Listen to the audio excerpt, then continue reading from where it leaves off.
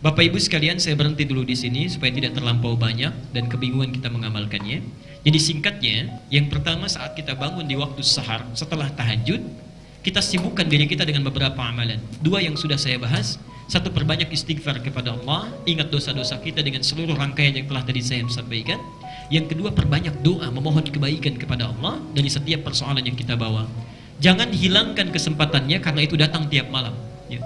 Jadi persiapkan malam ini, rencanakan sekarang, pasang alarm sebelum kita bangun, kemudian bangun lebih awal dan siapkan permohonan kita catat supaya kita bisa bermohon dengan baik. Yang selebihnya nanti insya Allah kita akan terangkan di pertemuan yang akan datang, dan mudah-mudahan Allah memberikan taufik kepada kita. Saya persilahkan kalau ada yang akan mengoreksi uraian saya, melengkapi atau barangkali mendiskusikan 1-2 pertanyaan saja dengan singkat. Kalau yang sudah ada dituliskan silahkan bisa disampaikan ke depan. Silakan Pak.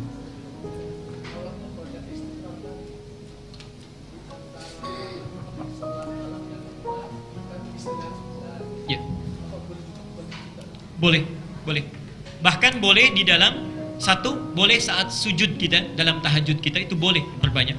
Yang kedua, di jeda-jeda kita sholat tuh boleh kita minta. Misal kita berhenti sebentar, kita istighfar, kita naik lagi, kita istighfar, tuh boleh dilakukan. Dan puncaknya tadi di waktu sahar, menjelang fajar kita perbanyak yang di situ. Kalau mau kopi nanti saya teruskan di sini ada bacaannya. Tadi kan saya ajarkan berdoa ya. Saya belum terangkan bagaimana sunnah Nabi dalam doanya. Ini saya terangkan, misal ini doa-doa sunnah nih, saya teruskan. Allahumma ya Rabba Jibril wa Mikail wa Israfil ya, dan seterusnya. Ini bisa dibaca. Ini yang pertama diminta. Kalau permintaan kan bisa banyak ya. Bisa minta ini, bisa minta itu. Tapi Nabi mengajarkan kalau bisa yang pertama minta hidayah. Hidayah agar dijaga oleh Allah. Insya Allah saya terangkan di pertemuan yang akan datang. Kenapa di sini menggunakan Allahumma sebelum Rabb? Kenapa disebut Jibril dulu? Kenapa setelah Jibril Mikail? Kenapa setelah Mikail Israfil bukan Israel? Oke, nanti kita akan lihat ya di pertemuan yang akan datang. Tapi boleh ini di copy nanti kalau ingin dipelajari. Jadi boleh Pak, di antara jeda waktu kita boleh beristighfar.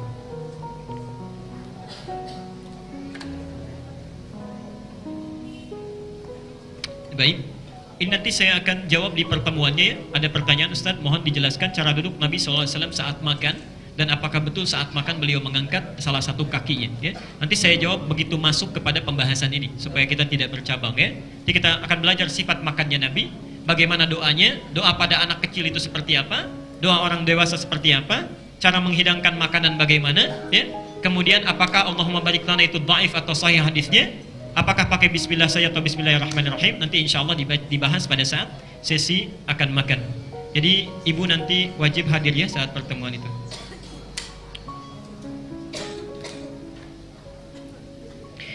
Kalau imam dalam salat salah membaca surah Al-Fatihah, apakah perlu kita aminkan? Mohon penjelasan Ustaz. Subhanallah. Enggak apa-apa, ini saya jawab saja karena agak penting bahasannya. Kalau imam salah, pertama sebelum diaminkan dibetulkan dulu. Imam salah itu punya 2 cara salahnya. Ada 3 tanggung jawab yang besar yang kita pasti persiapkan. 1, kalau imam akan dijadikan sebagai imam, maka angkatlah imam yang benar, bukan imam yang salah. Satu dulu ya. Karena itu ada kualifikasi imam. DKM perlu membentuk siapa yang layak jadi imam, faham fikih imamnya, tahu kalimat yang dibaca, dan seterusnya. Itu yang pertama. Yang kedua, yang paling penting, hafalan kuat. Karena itu ada banyak sekali anak-anak kecil yang tumbuh mulai balik ya. Subhanallah, bacaannya bagus, hafalannya kuat, ini dijadikan imam ya. Ibnu Abbas sudah menjadi imam dalam usia yang relatif sangat kecil, tapi sudah balik. Itu boleh, dan hafalannya kuat. Jangan terjadi seperti di Garut kemarin ya. Saya pernah terangkan di sini kan waktu kajian yang lalu. Jadi ada seorang, ini Pak, tolong ya, ini wasiat dari saya ini. Wasiat itu bukan mau meninggal, wasiat itu pesan yang sangat kuat maksudnya ya. Nah, tolong antum perbanyak hafalan Quran karena antum ini imam di rumah tangga. Bagaimana bisa jadi imam kalau bacaan sholatnya tidak baik? Muncul kejadian kemarin saat di Garut, anak ini sebelum menikah itu cuma hafal qul huwallahu aja. Gak mau rajin baca Quran. Setiap hari qul huwallahu ahad.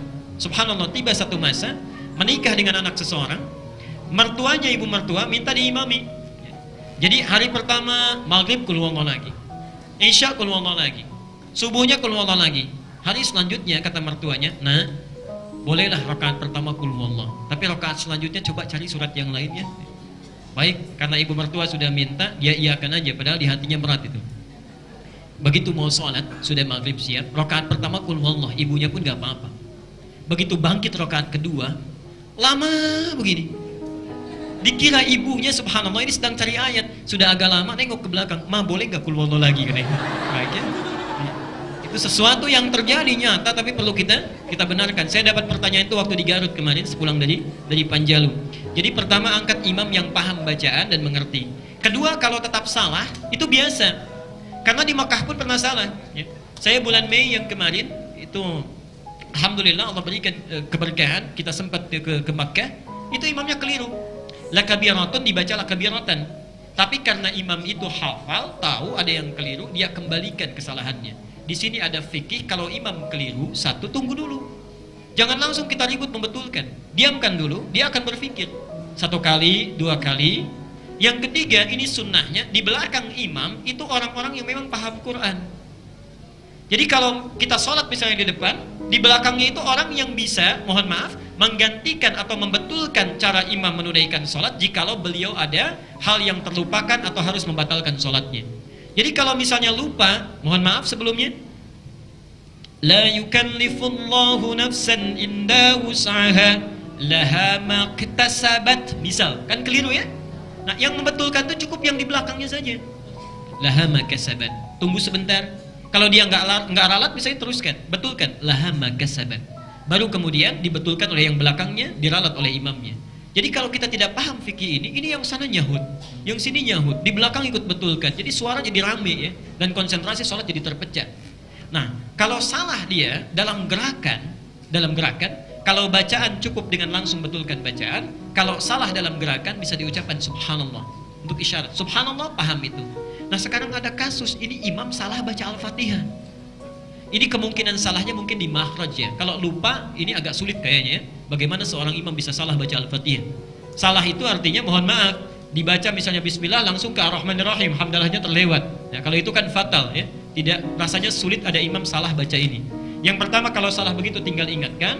Kalau salahnya di makhrajnya barangkali tidak ditemukan yang lain, hanya yang ini dulu, sementara belum datang yang lainnya. Yang pertama, diminta terus imam untuk belajar. Kalau yang kedua, memang makmumnya pun tidak menguasai makhraj, imamnya yang keliru ini, maka saat dia belum betul bacaannya, hadis sahih membenarkan bacaannya yang sampai kepada Allah. Kalau posisi makmum belum ada yang benar.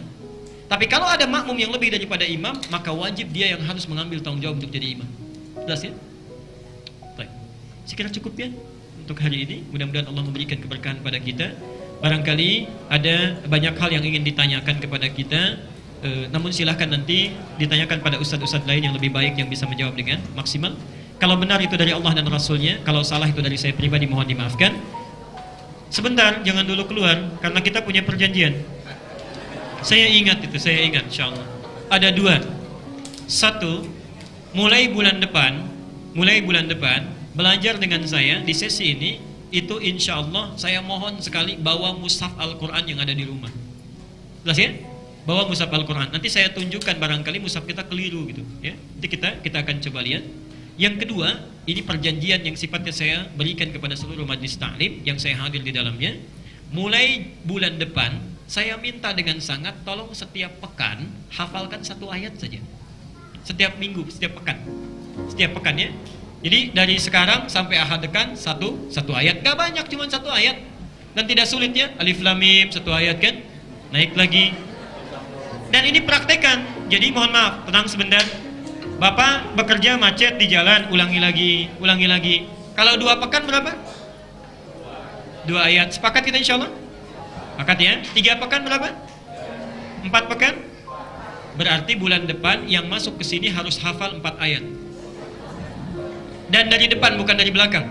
Bukan dari An-Nas, tapi dari Al-Baqarah. Itu bukan yang sudah hafal, tapi yang belum dihafal. Maksudnya? Ini nggak usah lah. Yang lihat malaikat saja, yang menyaksikan Allah. Ada perjanjian di antara kita. Masuk ke sini sudah hafal 4 ayat. Siap?